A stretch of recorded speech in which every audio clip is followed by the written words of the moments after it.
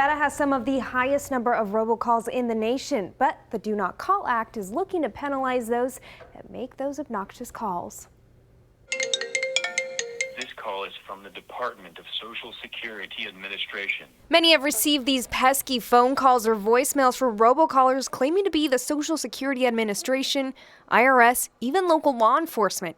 But a new bill is looking to penalize those that break the Telephone Consumer Protection Act. Pick up the phone, you hear a bunch of clicks, and then there's a robot or a recording or somebody that sounds like a live person. If the legislation passes, it will improve the enforcement against robocallers across the nation. If this is illegal or it's an irritation to a possible customer, I don't think it's a wise thing to do. Here locally, Nevada has some of the highest volumes of robot callers.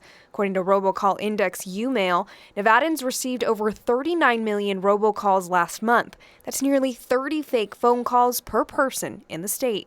Don't robocall, just call me. I mean, it's much easier. I'd rather talk to a person and, get it done that way rather than get 150 calls a day. Representative Susie Lee is backing the Do Not Call Act. In a statement, she says illegal robocalls affect nearly every American and pose a serious threat to our most vulnerable populations, especially our senior citizens who are targets of fraud.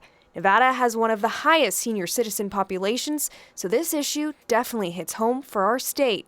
The Do Not Call Act would create penalties that include up to a year in prison. Somebody who's making 1 million phone calls a day, they need to be reminded that's against the law. Now, if you do receive robocalls, you should always hang up the phone and report the number to the Federal Trade Commission. Representative Susie Lee was not available to interview with me, but her team tells me they do expect the Do Not Call Act to pass. As of right now, they are working alongside Senator Cortez Masto, who is leading a similar bill in the Senate. Reporting live in the studio, Alexander DeLeon, Fox 5 News, local Las Vegas.